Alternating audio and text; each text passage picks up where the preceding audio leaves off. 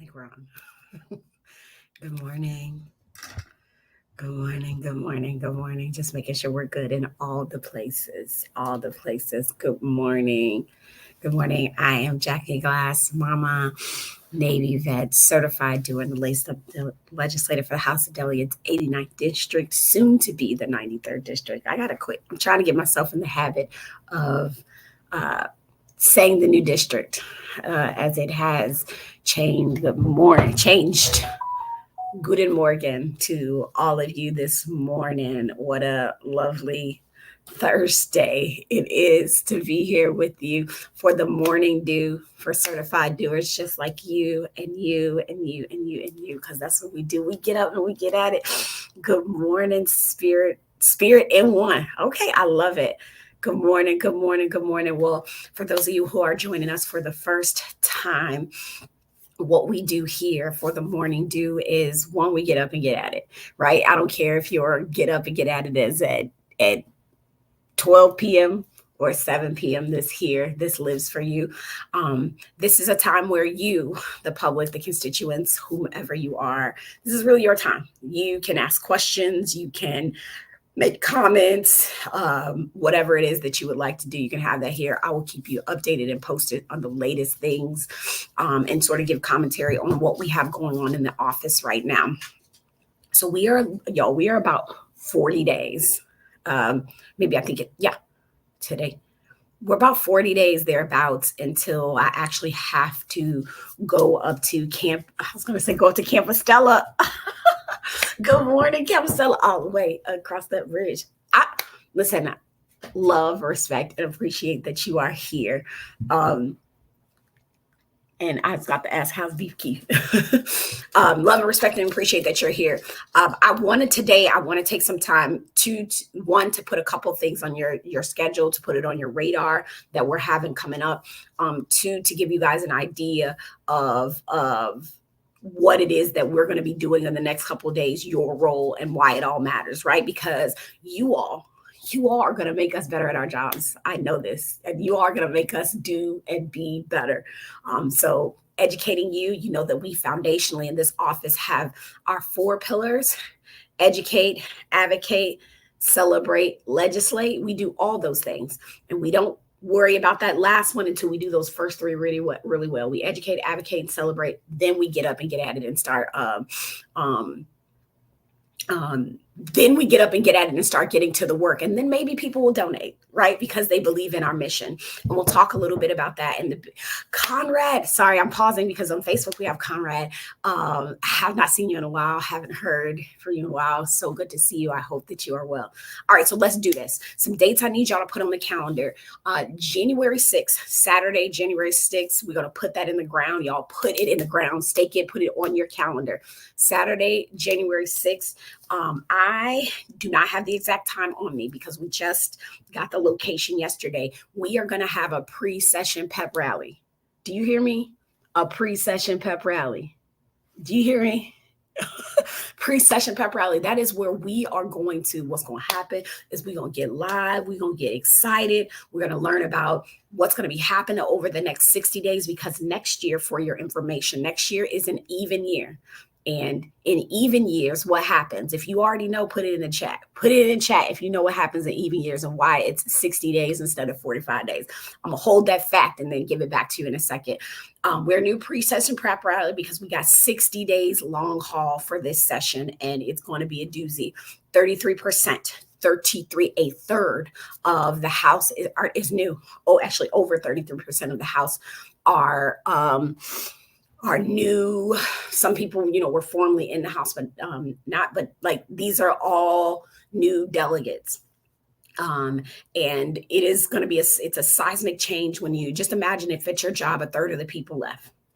And then they just hired a bunch of folks in, and what that could look like. So we are really trying to prepare ourselves, not only to be of service to you as the constituents, but to be of service to our colleagues that may need our support or help or otherwise. But put it on your calendar. So before we get into all of that, like before we dig in, we are going to have a pre-session pep rally.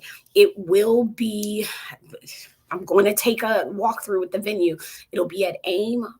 It'll be at the gymnasium at the AIM school on Little Creek. So just put it on your calendars. I don't care where you live. This is for us. This is for people. This is for doers. This is for people who want to do. This is for people who try to do.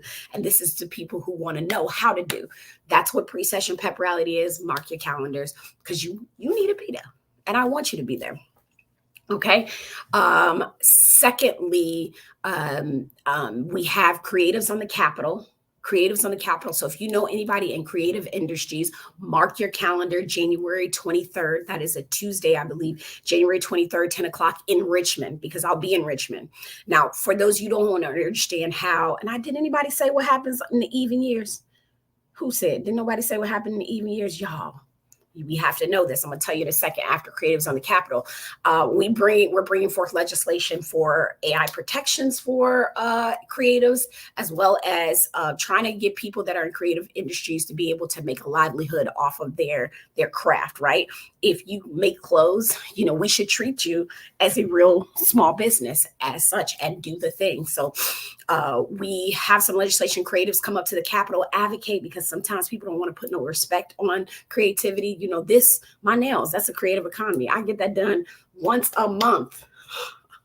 Once a month. Shout out to Krishan and Get Nailed, okay? Once a month, I'm out there contributing to creatives, right? Like, this is a real thing. So we're bringing the creatives up to the Capitol to work, to do, to advocate. And we're going to teach you how to advocate. I promise you, I'm going to teach you all the things. The last date. So we've got December 6th, January 23rd, then March 6th. Now, there are two significant things about March 6th. March 6th is going to be Certified Doer Days at the Capitol. Certified Doer Day. That means come up there with your yellow. Come up there with your yellow. We're going to help you advocate with your people about the things that matters most to you, right? Certified Doer Day. So if you're a certified doer, let's go ahead and put it on the calendar. Side note, that's also my birthday. I don't really like to do like birthdays like that. And people like, you need to do it. No. What would make me the most happy on my birthday is to have people up there advocating for the things that matters most to them. It would be you being in Richmond, seeing the Capitol, being a doer in the space and showing up and saying, this matters to me. This is how it's connected, because y'all know we are a Dillon Rule state. I say a Commonwealth, we're a Dillon Rule state, which means your locality sometimes can't do stuff unless the state says they can do it. So I need you to make sure you take a look at that Dillon Rule, Dillon, Dillon Rule, and that you really understand how that is in the mix of what we're doing. Secondly, I'm going to answer that question because didn't nobody put it in the chat. All right. So why is it that we are going to be in session longer from the 24? I mean, for 60 days, vice 40, 45 days. Hey, Sierra, good morning. I didn't wave at you. Good morning. I see you there. Good morning. I miss you, friend. So in even years, we are creating a brand new budget, right? We're getting after the money, right? So the governor is creating the budget that we've been working on for the past 2 years was the budget that Ralph Northam made. Right. So the first year was his brand new budget. The second year we made changes, and now it's our current governor's opportunity to make a budget, and then it'll last for 2 years. Does that make sense? So we have a biannual budget. Every 2 years, we're creating a new budget, right? We're figuring out how we're going to pay our bills, who we're going to pay, how we're going to pay. That happens for a year. Then we're like, oh, snap. Then we got to make some changes, shift some money around the second year, and then we get a new budget. So each governor halfway through their term gets the opportunity to create their plan, their mission, their vision for how they want to spend the money. Okay. So that is the thing. So that's why I'll be up there 60 days, because we have to put the work in to create a budget. Sound good? Does that make sense to everybody? All right. I'm going to say this again. January 6th. Did I say December 6th? I did. Pep rally is January 6th. Don't get me to fibbing. I'm going back December. I'm saying it again. January 6th. January 6th is the pep rally. January 23rd is Creatives on the Capitol Day. March 6th is Certified Doers Day. Mark your calendars. My apologies. My brain. January 6th is too fast. We got to get through this holiday so we can start celebrating, right? Yeah, we got to get through. We got to get through the holidays. Okay. All right. So with that, oh, Conrad, I meant to say thank you. I appreciate it. I appreciate your comment. We try to put in good work, right? Um, with that being said, looking at the timeline, right? Looking at the timeline for you all, so to give you an understanding where we are at in the process today, November 30th is the last day that I can put in as many bills as I want to get drafted. By drafting, it's like, remember when your teacher was like, you need to write this, you need to write your essay and I need a draft essay, and she gonna mark it all up or he gonna mark it all up, and then you got to make changes. So that's what I'm doing to the big lawyers at DLS, which is the Department of Legislative Services. So when you hear me say DLS, that's Department of Legislative Services. That is the lawyers that are like super familiar with the law and the code of Virginia, and they take our ideas and turn them into a code section. They find where they're supposed to go and then make them sound like they should be in the law. I had a kid ask me the other day, why does it have to sound so complicated? And that is a brilliant question. I don't know. Legalese, we don't all speak legalese, but I imagine legalese is for precision. And so they are the ones who go in with the scalpel as we go back and forth. So today's the last day today. So today's going to be a very busy day for myself and my team, just making sure we have everything in that we want and that we're able to go back and forth and make edits, make drafts. So if you're trying to get somebody to take a bill or a bill idea, you need to be calling them today. Okay, so I see some comments. Let me get some of the comments here. Jackie, could you have someone from your team send out a e-blast with all those dates, please? That will happen. Yes, we have 2 new team members, and they are working on getting us a new vision for the way we communicate and things like that. So absolutely, I can do that with those dates: the January 6th, the January 23rd, and the March 6th. Remember, March 6th is my birthday, and I want to spend it with you. I'll be at the Capitol. Legacy James Doe says, "Thank God for Chat PC. No more drafts." Oh no. Okay. Listen, you still got to check ChatGPT. You still got to put your little stank on it because it has to learn your voice and your way, right? So still edit ChatGPT. Do you all hear me? Do not let ChatGPT be your saving grace, because sometimes that stuff be wrong or be off base or it don't get context. It's not a human. I'm selling you this. Legacy. Okay. So today is the last day. So that's what we're doing. We're putting in our drafts. Now, what's going to happen is session doesn't start until January 10th. And I need you all to understand, January 10th is not like an arbitrary day. Every single year, every single second Wednesday of the year, every year. Is it the second? Look, I'm about to look at, I'm like, am I saying the second or am I saying the third? I believe it's the third. While I'm over here set tripping. I'm about to make sure so I don't be telling no fibs, because my brain, it be messing with me. The second Wednesday of every year, the second Wednesday of every single calendar year, your legislators go to Richmond to do legislative work. Remember, odd and even years are different. We talked about that already. So every second Wednesday. So you can already know every second Wednesday that of January. In January, I'll be heading to Richmond, or I should be my first day of work in Richmond. Just for your knowledge, FYI, just so that you all understand, being a delegate is a part-time job. It's a part-time job with full-time problems. I say this so that people understand the concept of time and commitment and things that we put into it. As a delegate, just being your delegate, I make $17,640 a year. That's how much I make to be your delegate. This is not about money. I assure you, it's not about money.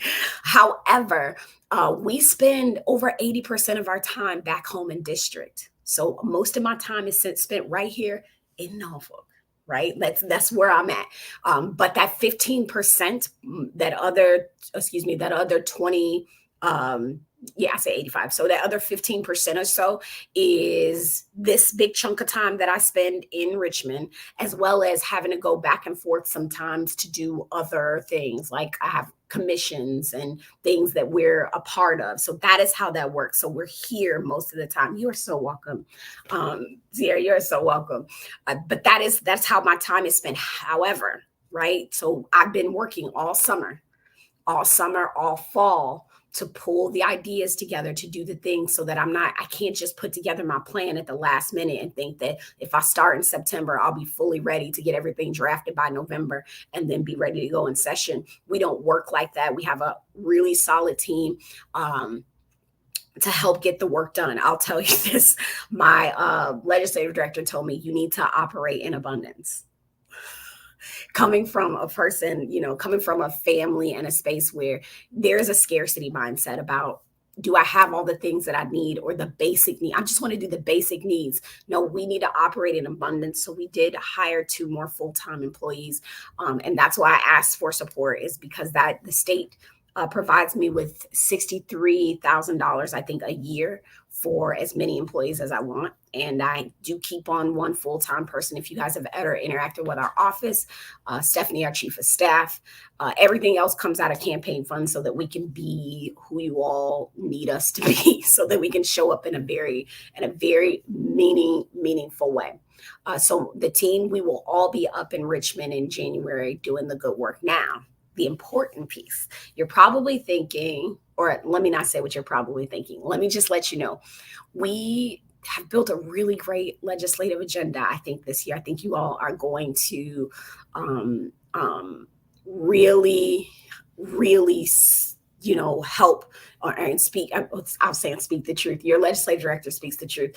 Amen. I'm grateful. I sometimes feel like I don't deserve the people that I have, but I'm grateful that they're here because we treat each other with truth, love, and respect. So I'm going to pull up just to so that we can talk about it, what I have on the agenda, so that you're not like, Jackie, what are you actually doing? What are you bringing forth? Help me understand and why we're doing what we're doing. For context for you all, I develop my priorities, right? No one can just be like, Jackie, you have to do this. They can do that. But I also reserve the right to say no, right? No, we're not doing that. My office is not doing that. And we have turned down bills. We have turned down ideas and things like that. But that is a part of the nature of the beast. If you've been to the website as it stands now and scroll down, there's this big flower looking image, and our website is delegatejackieglass.com. I'll say that again, delegatejackieglass.com. And you'll see that we have these economies that we want to operate in. They're the 6 C's: the care economy, the crime aversion economy, the creative economy, the circular economy, and the coastal resilience economy. So everything that we do is going to talk in those spaces: education, workforce development, quality of life, all of those things are in each of those economies, because we're in a place where we want to build a Virginia where people, no matter whether they're from here, come here, or passing through here, have the opportunity to actualize their own quality of life, to have a really beautiful quality of life. That's our goal. That's our mission, right? That's our vision. It's a Commonwealth where we all are able to have a solid quality of life.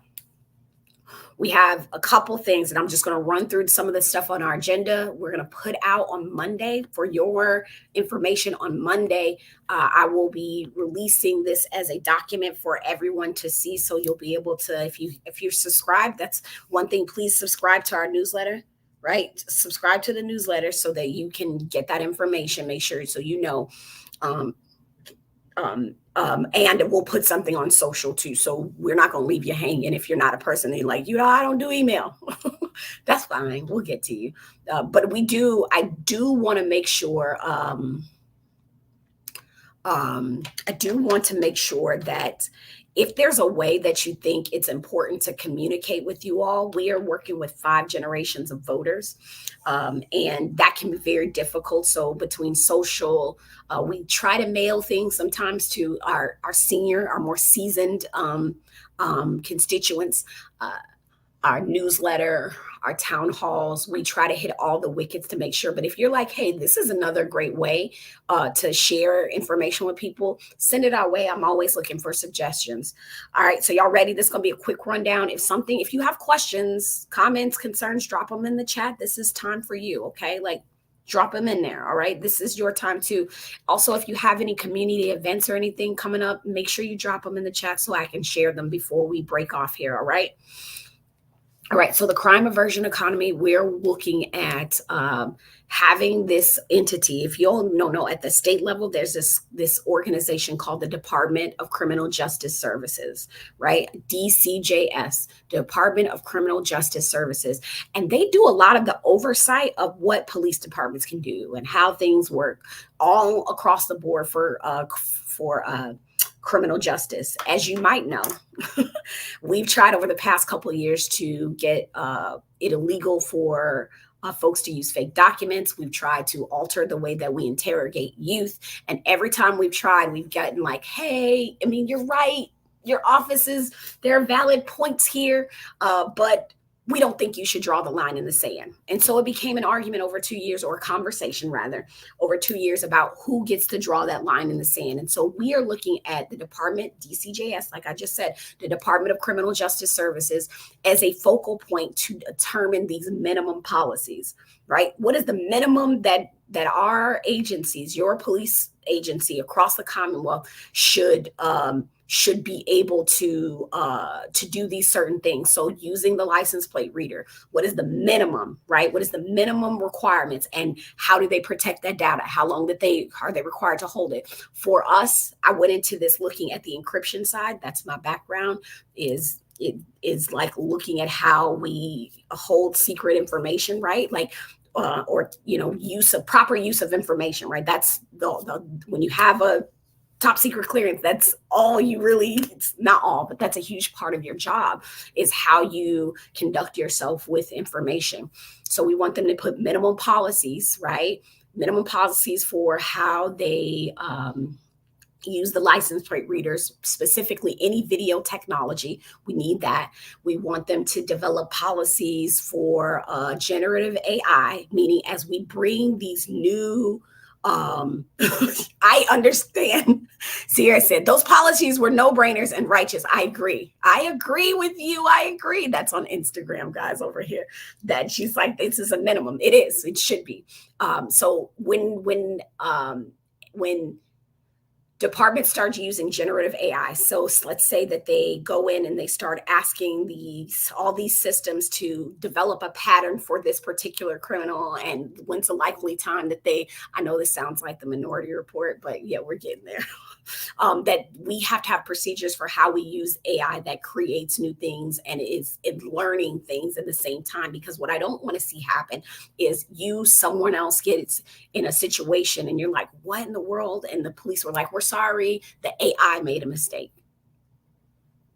We can't be out here blaming stuff on AI. Like we can't be. So there's a human factor to all of the work that we do. We want them to have minimum policies for interrogation, especially with youth, and use of fake documents, right? If they are going to say we're allowed to use deep fake videos, or we're allowed to use, or statements of leniency, or saying to you, if you just tell me, I'll call your mom, there has to be, because we know that there's a long line that needs to be drawn, and we're asking them to, if you don't want me as the legislator to draw that line, then you go ahead and do it. Tell us what the minimum is. I just don't think that we should teach children to trust police, and then in the same vein, their interaction, the police are allowed to lie them, at least to our youth, at a very minimum. And then our last thing for our crime aversion economy is the duty of our forensic science board to make these minimum. So forensic science a lot of that technology is being experimented with, y'all. There's these mini crime labs, and these crime labs are kind of like popping up in different places. And we want there to be a minimum certification and training standard. If your department's going to decide that they want this, that they should be able to, there should be a standard to which they are trained to use it. We shouldn't just have somebody off the streets running a crime lab. We're messing with the integrity of the science of things, which messes with case law, which takes away trust. So when I say crime aversion economy, y'all, what I'm saying is we want to build trust while funding justice. Everything that we do, right? These minimum policies, these things is to build trust between communities and law enforcement, but it's going to take money to do that. We know that. That's why we want to do that. Now, that's probably the most breathy thing that I'm going to say, the crime aversion economy, because crime is important and it's on all of our lips, right? It's in all of our hearts and minds. Will it solve the world's problems? No. But I think that the legislation we do have, or the bills that we're bringing forth, is forward leaning, looking at the potential and policing and technology, and then police interactions with young people. That's really important to us. Okay, so for the care economy, I'm just trying to get a business council together of business leaders to think about how the business community can start really investing in care policies and regulations. We need them. We we need them too, because bureaucracy, we move so slow, the legislature. Remember, we meet once a year, unless the governor calls a special session where he or she's like, get y'all butt back up here to Richmond. We move pretty freaking slow. And so that is why I'm trying to look at the business community as a way to guide the work that we do, to say, hey, if I'm a small business owner and I have and I actually had this happen. A guy, he runs a gym on 21st. He said, I have an employee. She takes care of her mom and she also has a young child. It is difficult. I want to keep her. She's an amazing employee. Are there incentives to help me as a business owner, help her with the care side of things, and I also keep her as an employee? That's fair. I'd rather give something to that employee to help with that social enterprise, because care is not a social service. It's a social enterprise. We create small business owners. I'd rather give it to them than give some corporation a tax cut for some BS. So that is super important. The Care Economy Business Council, we're hoping that the state can convene these folks to do this. We're looking at some stuff, some things I'm not going to say too much about right now. The making sure that property owners, that we know who owns these properties and not just LLCs, dark LLCs from the outside. Yes, like that's a big freaking deal. Jackie, hey, I thought that was you. Thank you for educating. No, this is what we do, right? Educating the masses. We got to be able to understand it. Yes, you all will be able to be a part of this. Like I said, I'm going to release this whole legislative agenda on Monday in written form for you all to digest it. I love you. Make it a great day. Set your intentions. Bye.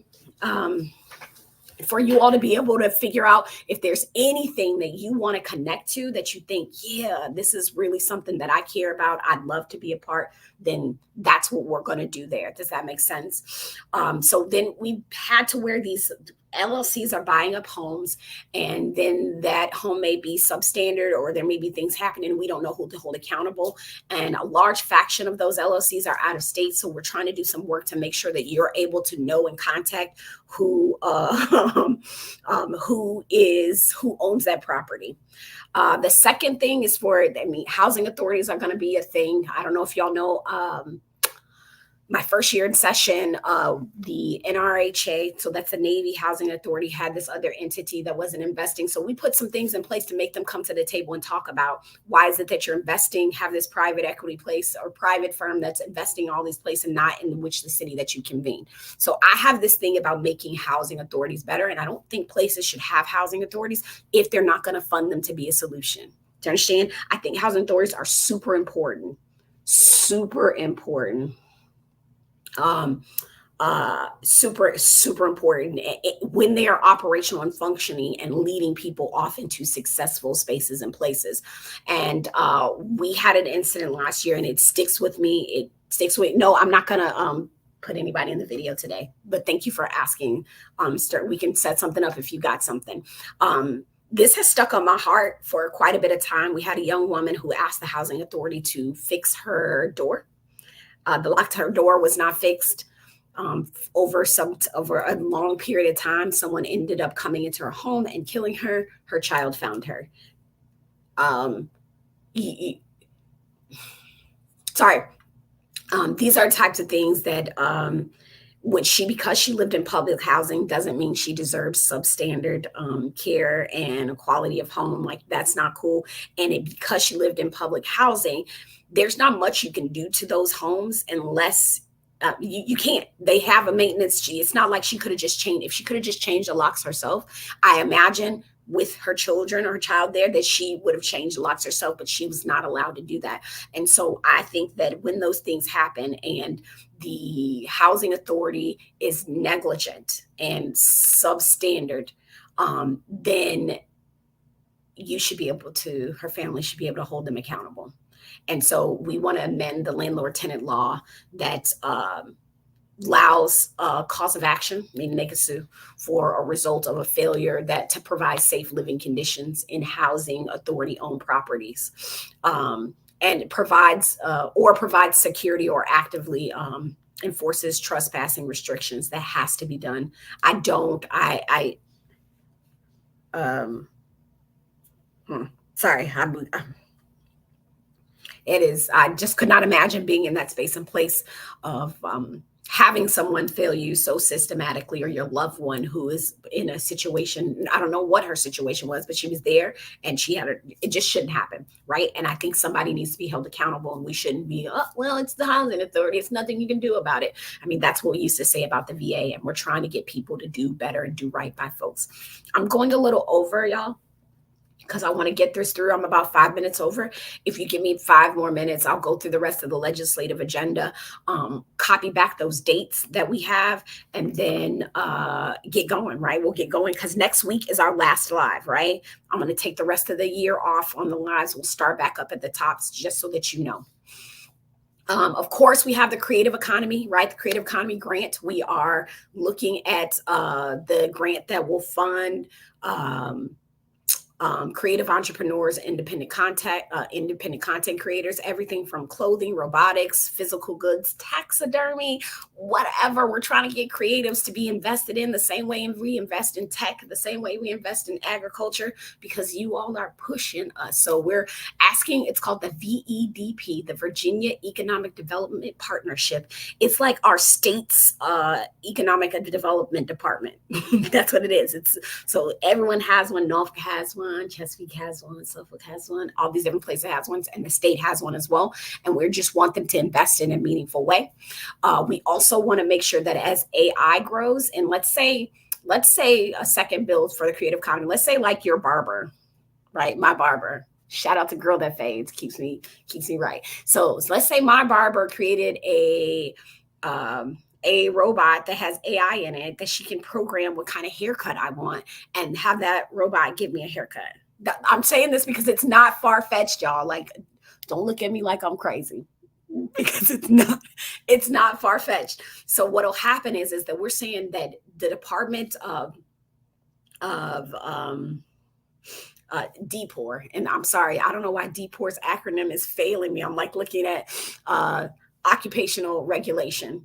Okay, the Department of Professional Occupational Regulation. What they are doing, they have to create policies and procedures for licensing autonomous agents, right, to perform tasks that are typically performed by regular everyday people. So if a normal person has to go through a certification to do something, we shouldn't just be like, yes, we trust AI to just do it perfectly. We just talked about that ChatGPT, right? Like, we can trust it to help, to support, but there's still a human factor that has to be in there as well. We're also looking at how you can license your name, your music, your lyrics, and things like that, so that folks aren't able to just come in and steal who you are. And I don't think y'all know there was a controversy about this artist that didn't exist. They took like Drake and somebody else's lyrics and voice and tone, put it in this AI machine, and then popped out with this artist, and it was like almost made the Billboard. So that we're trying to give people in the creative industry those protections that they are able to. And that's not just music, that's with app building, that's all the different things, so that they're able to, again, have a livelihood. Two more, I'm almost done. Last on the circular economy. Circular economy is how we reuse the things that we already have. So whether that's food, fashion, or fusion energy, how do we take the things that we have and reuse them, right? So I go to Goodwill, I'm contributing to the circular economy, taking somebody else's stuff, putting it back in, paying for our economy, right? and things like that. So for the circular economy this year, we're focusing on solar, particularly for consumer protections. I've just had too many people in my sphere that have been scammed by solar agencies, and that is taking solar agents, and that is taking away from the value of like solar energy, which is an amazing thing. It is an amazing piece of the creative economy. So we're asking DPOR, right, the people who may provide licensure to folks that can install and contract and things like that, that protect that permitting process. So like if you scam somebody and in whether it's financially or put solar on a roof that you know it's not supposed to be on, that you can lose your ability to do work here as a contractor, right? That's our goal. There's someone else working on the individual consumer's ability to sue, but we're trying to say like, nah, you're not going to get sued, because some people can withstand suing. Y'all see these long trains, they only supposed to be 5 minutes long, but and all of a sudden it's like, oh, we'll just stack that train and pay the fee for making y'all have to wait. So like some people, it ain't pimping if you got it. They got it. So they just gonna pay for that fine and just keep doing whatever they want to do. We just want to shut it down. We want to be like, nah, you cannot. We have a responsibility as a legislature to ensure that if people are bad actors, as people like to say, or do bad business, or they're with the shits, if you ask me, then they can't come here and do work, because y'all don't deserve that. Grandma don't deserve it. The military family don't deserve it. Your neighbor don't deserve it. So like, shut it down. And then the last piece is we, for military families, y'all, we are working on military spousal employment. Employment is a huge deal, right? Like, I think I saw the news that said 20% of military spouses in Hampton Roads are unemployed. So in the Commonwealth, we are looking at doing this statewide compact, right? But a compact is saying like us and all these other states have agreed that if a person gets licensed in your state, then they can come to my state and their license will then be valid too. They will still be able to do that. That's really an important thing for military spouses. So like whether it's massage therapy, physician assistant, I'm trying to think of the ones that were on the list, massage therapy, physician assistant, God, they're failing me. It's about 8 of them. It's about 8 specific compacts that we're trying to enter in so that folks can just be able to have that license, that certification that they worked really hard for, be valid in Virginia, because right now Virginia doesn't have that. And we want folks when they come, again, we are for the come here's, the from here's, and the passing through here's. So we want to give them the opportunity to have an amazing quality of life. And I think that's a piece of it.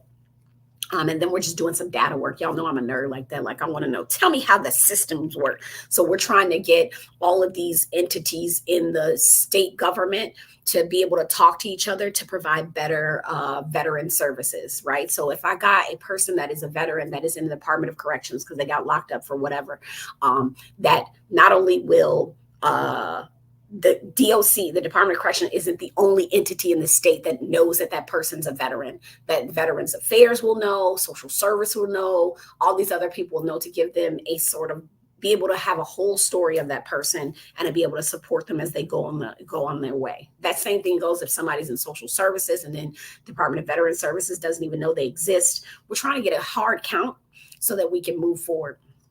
Because let me tell you something. We're going to thrive here.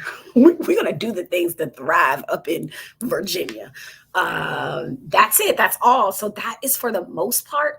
I should have all my stuff locked in today, and then I may take on a bill or two, but that's a heavy lift for me. What I feel like is I've got a lot of stuff on my plate, and I like to treat my legislation like it is my child and see it through and educate people on it and make sure people understand it so that it has a high likelihood of passing. There are going to be some fights. I don't want to put in the ether like I'm claiming it, but I already know housing authority people are going to be mad at me. Some of the policing people will be, we don't get mad at each other. I've been working with them for the past 2 years. I don't think they'll be mad, but I think there'll be a lot of pushback. But we're prepared for that. We try to prepare for all of that. You're very welcome, Sierra. So some dates to put on your calendar: January 6th, Certified Doers Day. That's going to be our pre-session. Oh, that's a lie. January 6th is our pre-session pep rally. January 6th is our pre-session pep rally. Put it on your calendar. More information to follow. January 23rd is Creatives on the Capitol Day. Creatives on the Capitol Day, yo. We're going to be there. All the creatives show up and show out. March 6th is Certified Doers Day. Okay, it's also my birthday, but the way I want to spend it is with people that want to be about that action, that care about something. I don't care if you care about cow poop being in water, because that's a thing, yo. That's a thing that's hurting us, right? Like that's a thing. Like you can have your thing and we can help you advocate to the right people and get you connected to people that are partnered in purpose. Because it really sucks to be out here doing work and thinking, am I the only one who care about this? You're not, I promise you. We just got to get you to your folk. One more of these till the end of the year. So just putting that on y'all calendar. I value and appreciate you all coming to the morning dew. This has been the morning dew for certified doers just like you. I am Jackie Glass, Mama, Navy vet, certified doer and the laced up legislator for the House of Delegates, 89th District, soon to be 93rd District. I'm going to check the chat for questions, comments, concerns, and events. And then we're going to peace out, Girl Scout, Boy Scout, or however you want to do it. We're going to make it a great week. So I'm checking here. No questions here. Good morning. Checking for questions. Oh, thank you. I appreciate it. I said that's why we need you where you are. I tried not to come. I tried not to do this job. I did. I was like, I ain't doing it. But a lot of positive peer pressure helped. All right. So sidebar question. Has anyone else experienced challenges connecting with this on Facebook? Oh, okay. I don't know. I got some people on Facebook, so it may be, I don't know. We'll have to take a look at that, Elizabeth, if you've got any questions, comments, or concerns. But that's it. That's all. You can watch the replay. Please, I saw a couple people were like, can we connect? You can connect, send a message. It will, let me think. It'll give you the number to my office as well as the email to the office. I have to say this because I'm always looking for housing resources. So if you're a person that knows of any good housing resources, that's probably the thing that is breaking my heart the most. There are people that left and right, I have folks that are unhoused right now that I don't have resources or services for them until they become homeless. And that is quite frankly dumb. I don't like it. So if you know of any, please drop a line to our office. We're looking for all the resources. We're asking you to be sleuths to send the resources that you know, because we might be missing something. Okay. Yeah, I'm in a hat today. It's cold. Oh, and shout out to the Kid Expo. Y'all see that? Y'all need the Bennett Center this weekend. And the video wouldn't post. I went to an expo of kid entrepreneurs. It was so dope. It was so dope. It was all kid entrepreneurs. Shout out to anyway, I'm gonna want to say not one person's name, but like the Kid Expo, Small Business Saturday. It was amazing. Shout out to Alacia Bennett and the Bennett Center for incubating these kids and then putting on this expo where they can share their things. This is some good stuff, some really good stuff. Okay, so go like and follow her. So go do that. Kid Expo and the Bennett Center. Yeah, housing is a huge challenge there. All right. So until next week, if you have any suggestions or anything that you want to know for next week, please just drop us a line. I'll try to make sure I include it in the live because remember, this is your time. And this is in the morning dew for certified doers just like you. Like and subscribe to our newsletter so you can stay abreast of what's going on. Because take care. Bye.